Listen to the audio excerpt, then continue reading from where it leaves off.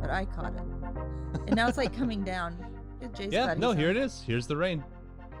Golly Moses. Aren't you glad we're stuck inside?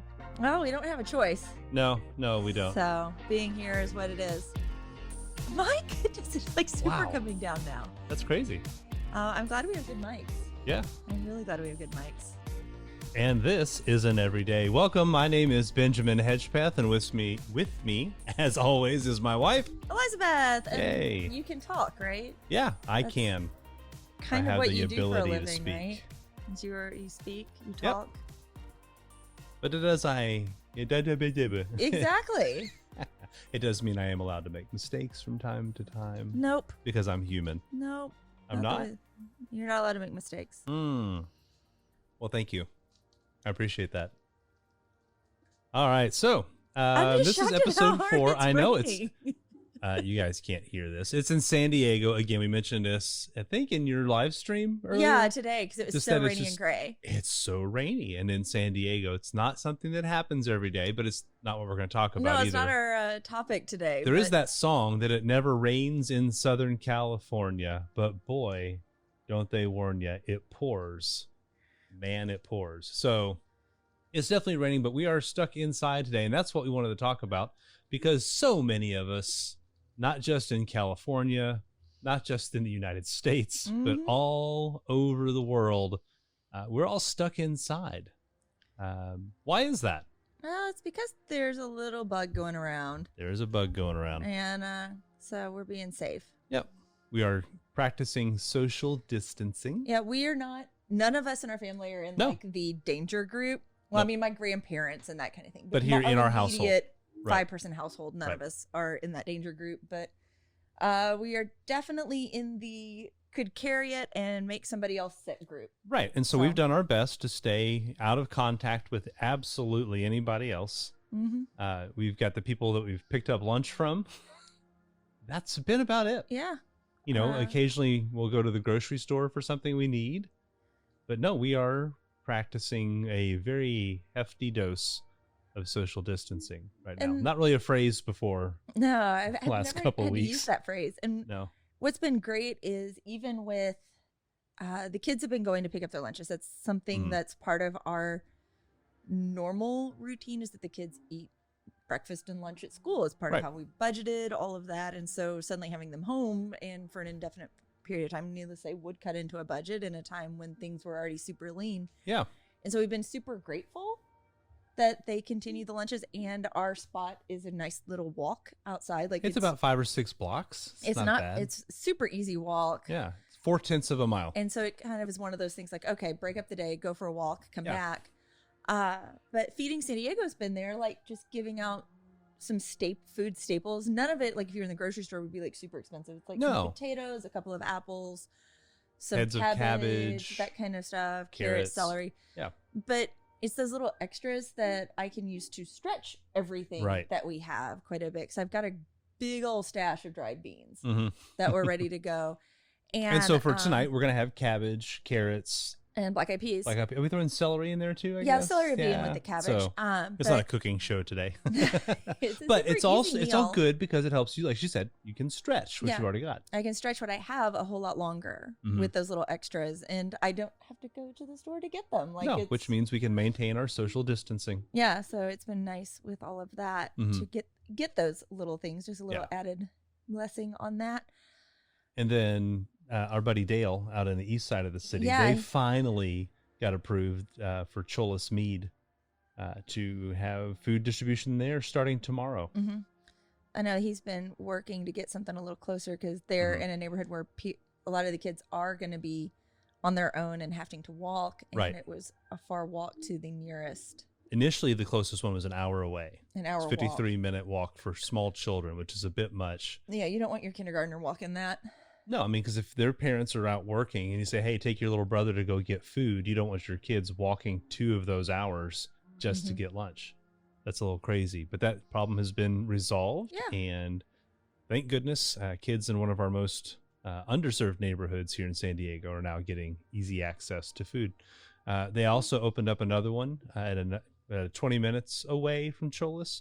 yesterday. And so kids will have about a 20-minute walk kind of around the city. There's still more spots to go, but it's getting better. Well, and I also understand that they had to put something together super fast. Oh, yeah. I mean, so they went to the summer sites. They did the easiest, fastest solution first. Right. Like, we've got to get something rolled out. This will do. And then now that it started to move, now they can start fine tuning and getting those things like that fixed. Like, okay, where are our holes? Now let's get our holes. We did the blanket solution. Now we'll fix it. Yeah. The funny thing I told you today when I walked with Joel and Grace to go down there and get their lunches and, see if they're handing out produce again or whatever.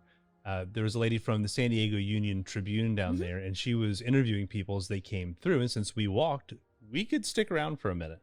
So she was asking questions. And one of the questions she asked about this time for us was if we were, how much time we were doing school every day, and then how much we were limiting screens. So let's talk about schooling and screens a little bit. I'm probably a little bit weird in that I've never super limited screen time. We have limited internet time. That is, those are two different things. And that, so Grace is upstairs right now, and she's online with friends playing a game. And so that's her being social. Like, she can't see them right now. So I don't necessarily want to limit that from her. Like, her social interaction's been cut. But I don't want her just sitting watching YouTube videos 24/7 either. No. Like, it's finding that balance with that. So I'm definitely cool with social type stuff. Like, I'm not going to pull that away from them. But also, so much of what we do is a digital media. Right. Well, I told the lady from the paper, I said, we are a creative family, and a lot of what we do just to pass the time, he deals with screens. I mean, my laptop's open right now. I'm watching us record this. I am not on a screen right now, but I'm working, and I've already live streamed once today. Yeah. We may gaming stream later. Right. So, I mean, it's just one of those, that's part of what we do. Right. I mean, you've done consultation with 2 groups today for live streaming stuff. Right. And we'll probably end up doing a Zoom call tomorrow for that, which is another screen thing to kind of help answer questions. Because if 2 people had basically the same question, there's a good chance that other people in that group have the question too. Well, that's the nature of our world. To say we're totally cutting out screens is like, well, then my kid, like you said, our kids then don't get to talk to their friends. Yeah. I mean, that's silly. There's no reason to not do that. And even school right now is online. Like the school time to be able to sit down and start working on coursework stuff. Joel was in Khan Academy today doing some coding work. Yeah. And that kind of stuff I love watching him do. Yeah. I think it's super cool. Not my world. And I love that it is his. But then Grace. And there's not a book for that?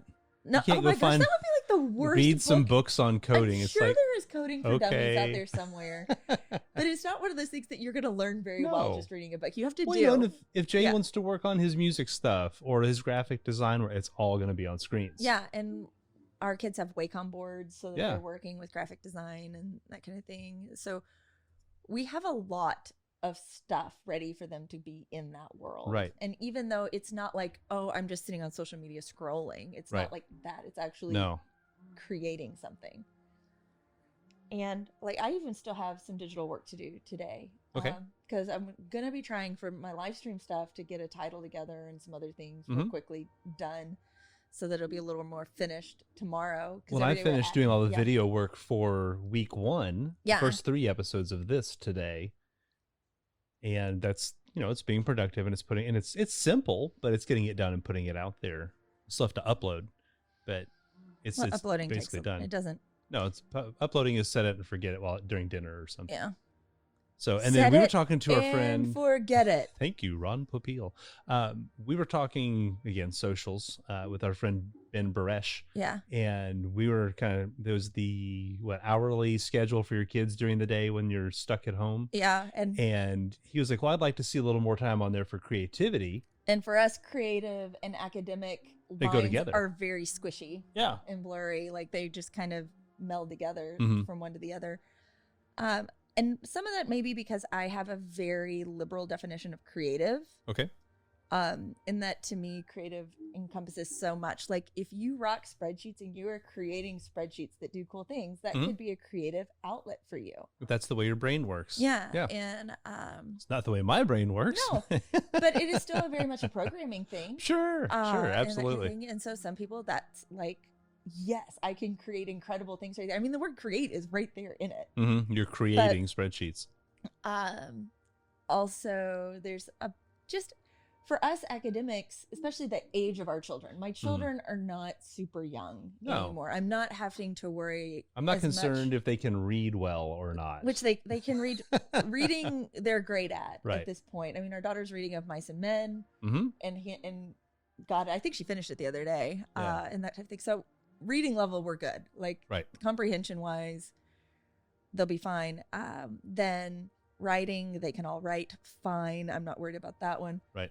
We could do some handwriting coursework. Might need. As I'm going through my 3 R's, that might need a little bit of help. Reading, writing, arithmetic. Yeah. But not a ton. No. They all hold their own. I mean, Gracie, even our youngest, she got voted best in her class. I think more than once, maybe, for some of her writing efforts this year. Yeah. In the school year. So I'm not concerned that our kids are like falling behind 2 days in here. No, and so I'm not focusing on those courses. No, and this is, if this is going to be the rest of the school year, this week is our adjustment week to get back into a homeschool pattern, which we know, but the things that are kind of occupying their time right now may get old pretty quick. It's, I'm still stuck at home and I can play this game again, but how many times can you play the game? There's other ways to be creative. So it's like, let's run that out. And then once that is kind of run its course, let's do something new. Well, and even their learning time right now, I basically told them, I don't care what you're studying, just study something. Yeah, I mean, because honestly, their school year is frozen. Anything they want to do for the next 3 weeks. Yeah, okay, that's fine. Like, it's like the stuff even that the schools recommend is like, you can hop online, and these museums have these exhibits for free. You can watch these videos. It's all screen based. And there were no recommendations for doing activities or written exercises. It's all go to this site, watch this thing. Some of them were younger, like craft sites and that kind of thing, which, again, my kids are past that age group. We're not drawing on plenty of paper art plates. supplies, too, if they want to go draw or paint or whatever. There's currently a shower curtain liner laid out all over a kitchen table for art. For painting, to help protect it. That's the whole reason I have that dirt cheap shower curtain liner from IKEA. Like once it gets just to have an art done, space. It goes, then we get another one, and it's a whole $1.50. Yeah. But there's my pro tip for you guys. Like shower curtain liners from IKEA are great paint mats. So let's talk a little bit now. I hate this, and every time I get a chance to go walk outside, I'm doing it. But let's talk a little bit about dedicated space. Yeah, I haven't been as good about that since we've moved home from the studio, because I'm still figuring that out for the house. Like right now.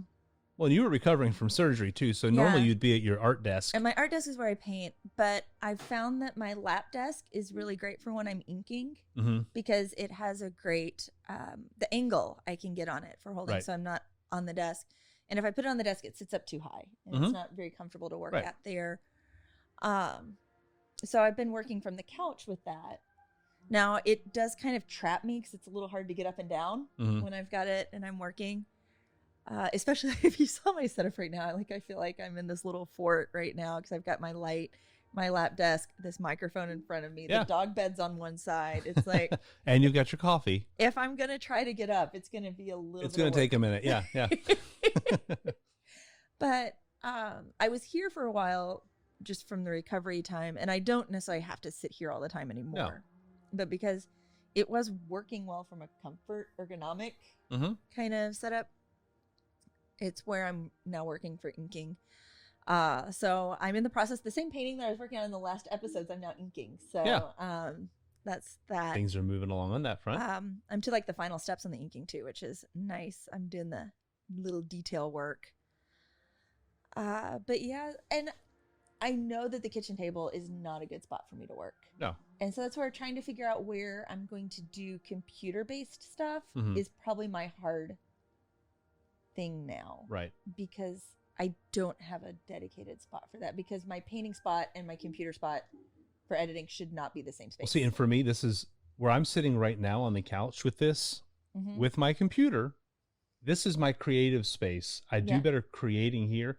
I do better with like writing stuff, like writing an article at the kitchen table. There's something about like the article I was working on 2 days ago. That's easier to do from there, which is 8 feet away. But it's just the posture of sitting at the table. I'm up straight. I'm in a hard chair. That is more conducive for me for writing than sitting here and trying to do it on my lap.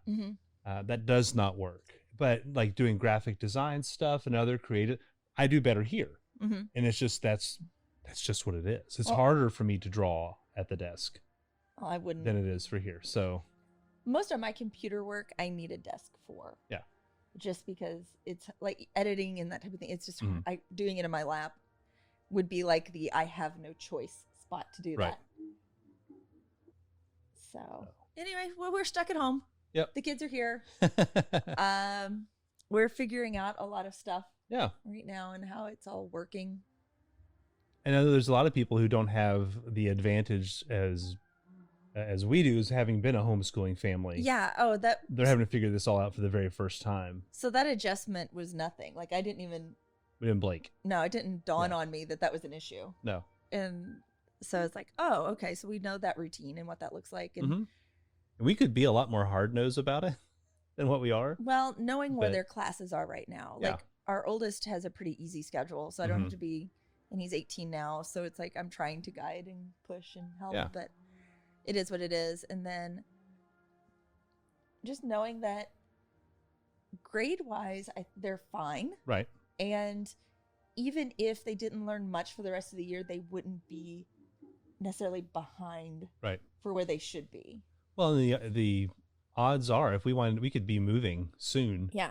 And so if we do, then they're going to wind up somewhere different anyway. And who knows if those schools are going to be in session or not either. Yeah. So they may have to just hop right in classes that they're not familiar with, which, oh, hooray, that'd be fun. Or, and they may just say, okay, let's try and finish you up with equivalent coursework as best we can. Yeah, because it just is. If it's going to be online, we can do that from anywhere. Yeah. And it may be easier that we just finish out their school year online. I don't know with, however this happens. But it's all up in the air. We just don't know. This is definitely not every day. This is all a very weird time. What are some other things? All right, so Karen was talking about she has to work from home now. She works in the agro field. And it is, I'm sorry. Yeah, it's just the rain is crazy. Is coming now. I mean, this is like a bigger storm than what we normally see. Well, Salt Lake City's getting earthquakes. We're getting torrential rains. It's a global pandemic. And oh, look, there's the 4 horsemen of the apocalypse coming through the. Oh, okay. Not quite. But who knows? It may happen next week. So, I'm shaking my Karen's head. having to make a home office, but her kitchen table is her quilting space. So she's having to now share creative and workspace in the same place, and which is very difficult for those of you who that's not part of your thing. That like really is difficult because your brain does gear up for certain spaces to do certain things. Katie Morton had a great video about that from working from home and about defining spaces. Okay. So we can link that in the YouTube one over there so you guys can go check it. It's about a year or two old. I remember it was when we first moved into this house, I saw it about defining spaces. Well, we were talking about that from a youth group perspective a couple weeks ago, that it'd be beneficial for the middle school students to have their fun, get to know you opening time in one room and then move into a completely separate room. Wow. Completely separate room. Sorry, it's listening. There's just stuff happening outside. Yeah, like something just blew over outside. Yeah. But that get to know you time separate from the sit down discussion learning space, because they've got 2 rooms and it might be more conducive to divide those spaces. And for parents homeschooling for the first time, your kids don't need to play and do schoolwork in the same place. Yeah. It's not going to work well. I would recommend defining your spaces. Yeah. Definitely would be one of the things I would recommend, just you because have a set mentally time it makes to start, it easier. set time to finish. Oh my goodness. That was what kept us on track, was that we followed a schedule, and I was very, very meticulous about that schedule due to the fact that I knew that if I gave leeway to myself, like, oh, we'll start whenever. And then one day, oh, we didn't get to it, would turn into multiple days of not getting to it. So school always started at 9 a.m. That was just the way it went. Yeah. And it was just for me, I had to have that line. And I think that helped for years, the kids knew when school started. There was no like, oh, okay, it's time to do it. We follow a routine, and routine helps with those things. There's a reason why your schools follow a schedule. Yeah. And aren't just like, well, today we're going to do these 4 subjects. And Good luck. We'll just get to them. We'll kind of get to it. No, kids thrive on regularity. Predictability. Yep. And that's why, like when Joel answered the reporter today, and she said, well, how much time are you spending on school every day? He's like, hour and a half. Mm-hmm. Like for our kids who are driven workers, an hour and a half of solid work time is probably pretty close to what they're putting in in a regular school day, because there's no lecture with what they're doing. It's here's the assignment. Okay, do the assignment, turn it in. That's it. And there's not a whole lot of extra time required with that. Well, homeschooling families already know that. That just goes, your day is a lot shorter with it. Yep. So anyway, well, we have hit the 20-minute mark. Any other questions we want to throw out there? What are you doing to adapt? Yeah. What changes are you making if you're having to homeschool for the first time? How's it going? Let us know in the comments below. Elizabeth, anything else from you? Not really. I covered it all. All right. And this isn't every day.